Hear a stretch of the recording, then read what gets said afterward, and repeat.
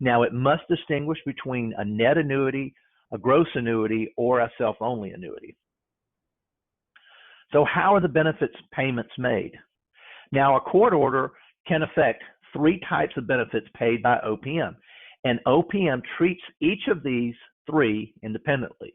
The first would be the employee annuity, which would be while the employee is alive and receiving the annuity. If the employee does not receive retirement, it could affect the refunds of any of the employee contributions. And then after the employee has passed away, then it would also address survivor benefits. So OPM considers each of these awards separate and independent of the other 2. So the court order acceptable for processing must address each of these 3 items. So it can apportion or divide a CSRS or FERS benefit in connection with divorce, legal separation, or annulment. It must expressly direct OPM to pay a portion of the monthly CSRS or FERS benefits. Now, when it states the former spouse share as either a fixed amount, fixed dollar amount, a percentage or fraction of the annuity, or a formula. Now, the formula that's most commonly applied, if a formula is used, is the number of years employed the number of years married divided by the number of years employed. As an example, if an employee was married 15 of a 30-year career, then that employee, the spousal percentage would be expressed as 50% of the benefit that the survivor benefit would be eligible for. Now, payment under a court order may not exceed the net annuity. Now, the apportionment, that is the part that the former spouse would receive. That apportionment ends when the retiree's death. So the apportionment ends. Now, the survivor benefits would be payable upon the death of the retiree, and this must be elected by the retiree or the court order. Now, refunds can also be provided that all or part of a refund to retirement contributions be made to the former spouse. It can also block a refund. The court can also block payment of a refund, but only if the order directs OPM not to pay the refund and also grants a survivor or apportionment of the retirement annuity to the legally separated or former spouse. Now, before we get into this next slide, I want to go back and just review slightly, because when these orders are put together, one of the things that has come up in the last year or so has to do with the FERS receiving the special retirement supplement. So unless the order expressly directs how the special retirement supplement will be handled as far as payouts, then the OPM will in fact give that portion out based on how they're going to be distributing the apportionment or the survivor benefit. So that's one of the things that is important. It's not in the slide, but it is something that has come up recently to be an issue. And so that is an item that the employee would want to address in the COAP. Now, the maximum benefit for a CSRS for current and former spouse's annuity equals 55%. So that is another issue that must be addressed in the COAP, is the fact that it will allow the sharing of the annuity. Because in some cases, I have reviewed documents where it does not allow a future spouse to receive a portion of the benefit. Now, the FERS maximum is 50%. So again, a court order awarding a survivor annuity to a former spouse reduces or eliminates the survivor annuity that can be paid to a current spouse of the annuitant at the time of death. Now, the former spouse annuitant, either under the FERS or the SERS, can be split on a pro rata basis. So with SERS, a survivor benefit annuity is payable. With FERS, a survivor annuity is only payable if they have 10 years of creditable service. Now, the exception to that would be if the individual was age 62 and they had 5 or more years of service. However, if an employee dies in service with less than 10 years, what is awarded is what's called the basic death benefit, which is equal to 50% of the employee's final salary or high 3 average, whichever is greater, plus a lump sum this year currently of $33,072.02. Now, if that is the case, then that means that there is no additional survivor benefit.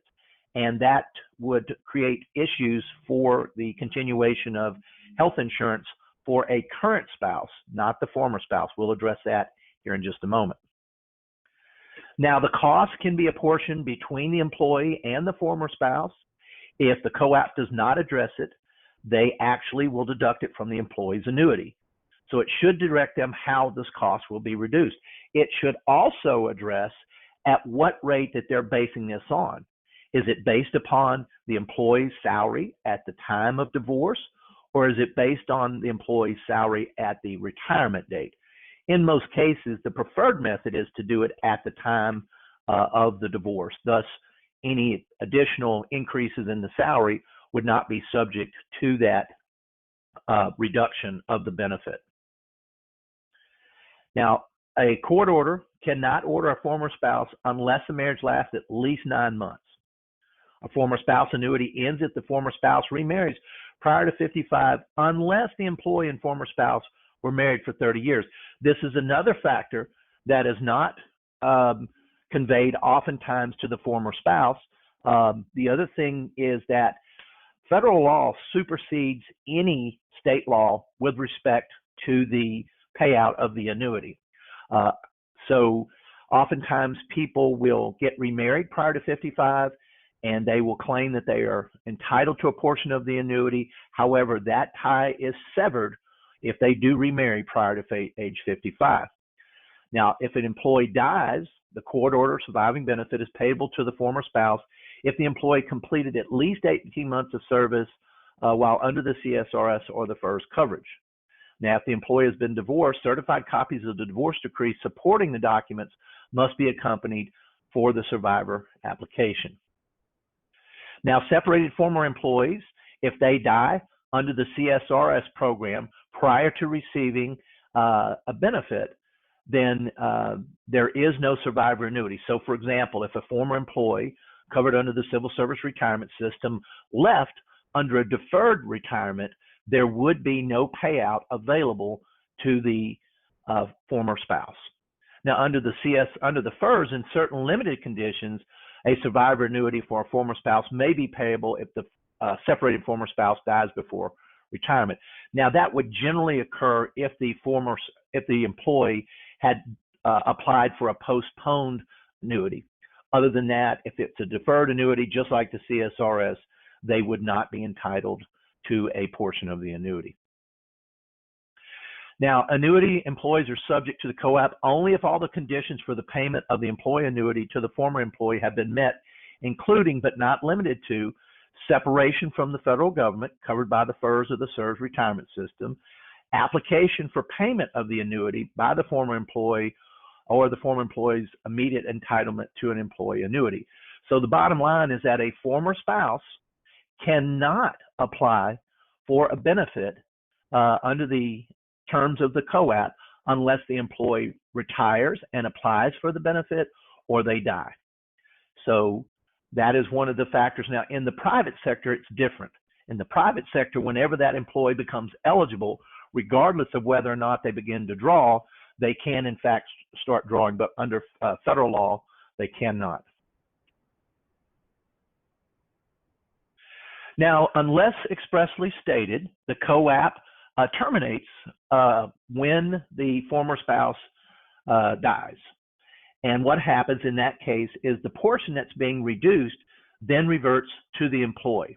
Now, again, OPM will have to be notified. This would not happen automatically because OPM would have no knowledge of it unless the employee provides that information that the former spouse has passed away. Now, refunds can also be applied to former spouses.